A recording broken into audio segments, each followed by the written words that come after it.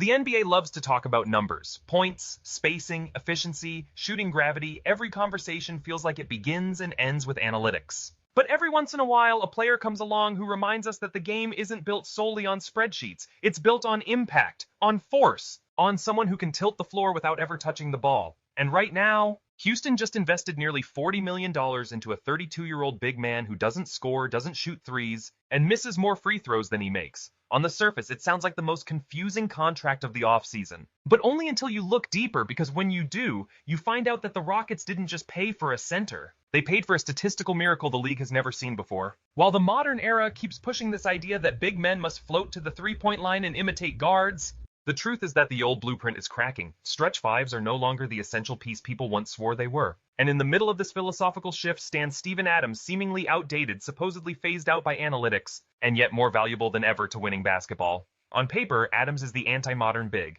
He doesn't space the floor. He doesn't create his own offense. His free throw percentage belongs in a blooper reel. His scoring numbers look like they time-traveled from the 1980s. But what the surface-level box score hides is something astonishing. 8 out of the 9 seasons Adams has played, his teams finished number 1 in the entire NBA in offensive rebounding. Not top 3, not top 5, literally number 1. That level of dominance doesn't happen by coincidence or random bounces. That happens when a player has mastered a craft so rare it bends the mathematics of basketball in ways that points and assists can't. So when the Rockets handed him a 3-year, $39 million extension, fans laughed, analysts questioned it, and Twitter did what Twitter always does, overreact. But inside Houston's front office, they understood something deeper. Something that casuals and even some analysts still miss. The game is changing again, and Adams is the blueprint. Last season, without fanfare or headlines, Steven Adams quietly accomplished something that no player in the documented history of the NBA has ever done. For every 36 minutes he played, he didn't just lead the league in offensive rebounding, he posted the highest offensive rebounding rate ever recorded. Higher than Dennis Rodman, higher than Moses Malone, higher than Dwight Howard in his prime, higher than every legendary board crusher the league has ever known. This isn't cherry picking. This isn't exaggeration. This is the record book being torn open and rewritten by a guy who refuses to play the modern game and instead dominated by playing the oldest form of basketball there is, claiming the ball through pure force and positioning. Ask him about this accomplishment and he'd probably smirk, shrug, and mumble. Just trying to get the ball, mate, in that dry Kiwi monotone. Because to him, it really is that simple. But to the Rockets, those rebounds are golden. This is why offensive rebounding matters more than any casual conversation credits it for. Every offensive rebound is a stolen possession. It's a turnover the defense didn't commit but still gets punished for.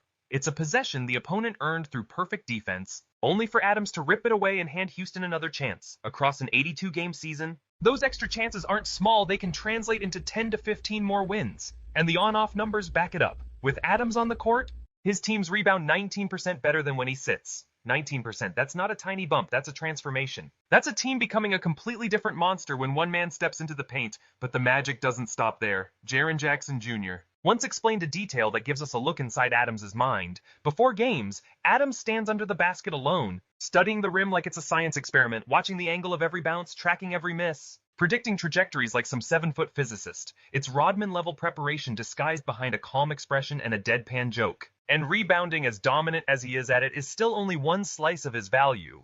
Because the real chaos Adams causes happens in the smallest, quietest moments. The screens. The bone-crushing, momentum-shifting, defender-erasing screens that never show up on any stat sheet. Watch Jalen Green sprint off an Adams pick. Watch the defender vanish 2 steps behind, scrambling in panic. Watch the rim protector get yanked out of position. Watch the entire defense tilt because one giant human being planted his feet and refused to move. That's Adams. That's what analytics can't measure. That's why his presence changes Houston's offense the moment he checks in. His physical strength is truly absurd. If you maxed out a 2K player's strength slider, you'd basically recreate Steven Adams. He moves grown NBA athletes the way normal people move folding chairs. Watch him maneuver Jonathan Kuminga, a 6'7", 225-pound specimen of muscle, completely out of the play with a gentle nudge. It's like Adams is rearranging furniture, not battling professional athletes. And here's the key. Sure, other players jump higher than him, but they can't jump at all if Adams has already claimed the space beneath them before the ball even arrives. He wins the rebound before the shot even hits the rim. And this strength, it pairs with durability that borders on mythical. Adams has played through injuries most players wouldn't even warm up with. He once said he doesn't ice after games because, I'm from New Zealand?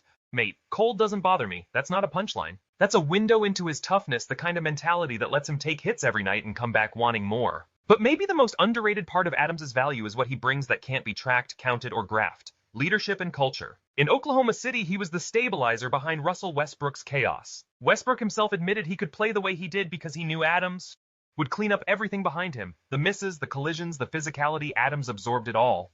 In Memphis, he became the steady anchor for a young core: Ja Morant, Desmond Bane, Jaren Jackson Jr. They all talk about Adams like he was the team's unofficial uncle. The guy who kept things light when pressure rose and kept everyone grounded when success arrived. Now with Houston, it's the same pattern repeating. A young team with swagger and athleticism, a roster full of guards trying to prove themselves, and in the middle of it, Steven Adams doing the dirty work nobody else wants but everybody needs. Nobody in Houston complains about his 4 points per game. Quite the opposite, they adore him, because he gives them extra possessions, protects them physically, and brings a presence that turns chaos into control. The before and after numbers prove the point clearly. Before Adams returned, Houston was an average rebounding team, nothing special, nothing dominant, but when Adams came back, instantly they surged into the top 5. One man changed that. One man altered the math. And here's the question that drives this entire conversation. How many players in NBA history have had this kind of impact while scoring under 5 points per game? Can you name another guy who earned nearly $40 million with numbers that low? You can't. Because Adams isn't a relic, he's a unicorn. Not the flashy shooting unicorn the modern NBA worships, but a unicorn in the sense that he bends the game toward himself in an era that told us his kind shouldn't even exist.